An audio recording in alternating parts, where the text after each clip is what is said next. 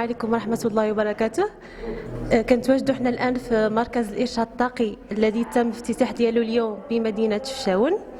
En fait, ce centre info-énergie qui s'inscrit dans le cadre du projet SUDEP de la transition énergétique du Fchaoun, dans la délégation, ou plutôt la gestion est déléguée aux deux associations ATED et ADL, lance aujourd'hui son inauguration, on ne peut pas dire officielle. Alors l'objectif de ce centre info-énergie est d'assurer une mission de l'éducation à l'énergie, de la sensibilisation, de l'information, la sensibilisation sur toutes les problématiques qui sont liées à l'énergie et à destination de la population, que ce soit des habitants, des petites et moyennes entreprises, des acteurs du secteur bâtiment. Cela pour promouvoir une utilisation rationnelle de l'énergie à moindre coût et en maximisant la qualité de vie de tous. D'autre part, le centre info-énergie va jouer le rôle d'observation sur les consommations énergétiques des publics cibles à travers la collecte des données qualitatives et quantitatives pour bien répondre ou bien pour mieux répondre aux besoins de l'information. هذا المركز هو متكون من واحد المجموعه ديال القاعات، وكل قاعه تكون متخصصه في واحد الموضوع معين. نبداو من هنا. القاعه الاولى هي القاعه ديال الاناره. كما كتشوفوا هنايا عندنا ثلاثه ديال العلب سميناهم علب الاضاءه، واللي هما غنستعملوهم باش نشرحوا يعني للمواطنين او الزوار ديال هذا المركز كيفاش ان الاختلاف ديال المصابيح المستعمله في الاناره كيأثر على الاستهلاك الطاقي كما كتشوفوا. اذا هنا الاستعمال ديال هاد العلب الضوئيه غيكون كالتالي. المواطن غيجي غيشوف كل نوع ديال المصباح وغيتمكن انه يقرا على العداد الاستهلاك ديال كل مصباح.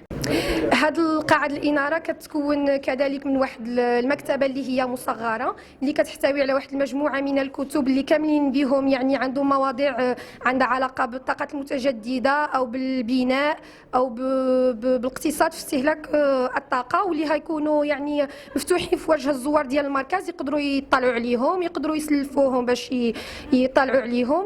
القاعة الثانية في هذا المركز هي قاعة البناء الباتيمون اللي يرتئينا اننا نعملوا فيها واحد المجموعه ديال كيتسموا بالفرنسيه لي زيكورشي دو كونستركسيون، يعني هما بحال واحد النماذج ديال مثلا الحائط ديال واحد البنايه من ايش كيتكون. مثلا كاين نماذج ديال الارضيه وكاين نماذج ديال الحائط، واللي هما ماشي نموذج عادي ولكن اللي هو كيحتوي على واحد العازل حراري. وهذا الشيء كيندرج في اطار القانون الجديد اللي خرج في المغرب ديال البناء، اللي هو نص ديال القانون اللي كيحتم على البنايات انهم يكونوا كيحترموا واحد المجموعه من المعايير الاقتصاديه الطاقيه. Cette salle, c'est la salle des réunions. Elle est dévouée aux thématiques COP22 parce que le centre info-énergie va jouer un rôle spécifique là-dessus. Elle est équipée ainsi des panneaux acoustiques qui évitent la propagation de bruit. Il y a aussi les ventilateurs qui sont utilisés au lieu des équipements de climatisation. Leur installation était, je parle des panneaux acoustiques, leur installation était faite par un expert de bâtiment de GRS. هنا كنتواجدوا المطبخ ديال مركز الارشاد الطاقي اللي هو حتى هو غيكون كوسيله باش نوصلوا للمواطنين او للزوار ديالنا كيفاش يقوموا بواحد المجموعه ديال الاشياء اللي هي بسيطه في حياتهم اليوميه داخل المطبخ ويقدروا بها يقتصدوا الطاقه كبعض، يعني كيفاش طريقه التعامل مع الثلاجه، طريقه التعامل مع آلة الغسيل، طريقه التعامل مع البوطه ديالو، يعني اشياء اللي هي بسيطه وغيتمكنوا من خلالها انهم يقتصدوا في استهلاك الطاقه. كاين كذلك هنا غنشرحوا للناس كيفاش يعملوا واحد لو تري، يعني الازبال كيفاش يقسموهم الى ازبال عضويه اللي هي من بعد inauguration officielle.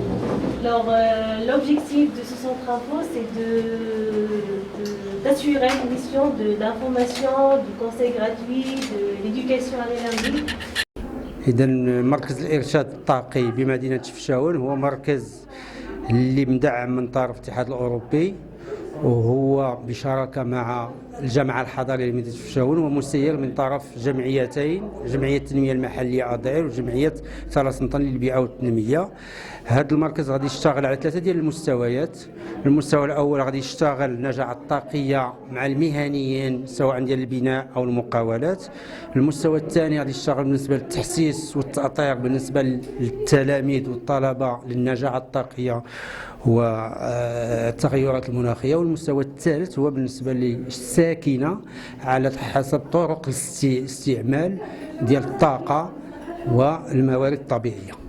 والتحسيس بالنسبه للمنعشين العقاريين سيهم اولا المواد المستعمله فيما يخص البناء، ايضا فيما يخص النجاعه الطاقيه من حيث التجهيزات المنزليه، المواد المستعمله سواء فيما يخص الجدران او فيما يخص الاسقف. في اطار استراتيجيه ديال الجامعه الحضريه لمدينه تفشاون في مجال البيئه والتنميه المستدامه، اليوم كنقوموا بتدشين واحد المركز جديد وهو مركز الارشاد الطاقي، وهو الاول من نوعه اللي كيتقام في شي مدينه في المغرب. وهذا كيجي تفعيل السياسه العامه ديال الجامعه بالشراكه مع الشركاء ديالها بتمويل من الاتحاد الاوروبي.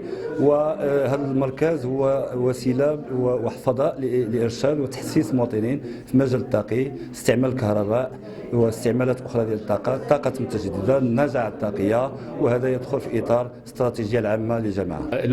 L'Union européenne en fait soutient en fait le développement en fait du secteur de l'énergie renouvelable et l'efficacité énergétique.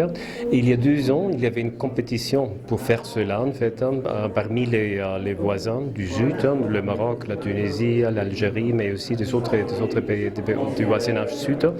Et c'est Chef Chawena qui a fait l'application en fait ensemble avec des autres acteurs, des ONG, notamment CRS, IDE, AMF, et c'est eux qui ont gagné en fait cette compétition en fait avec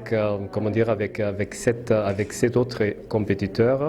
En total, il y avait une ligne budgétaire en fait de 8 millions d'euros, et effectivement chaque projet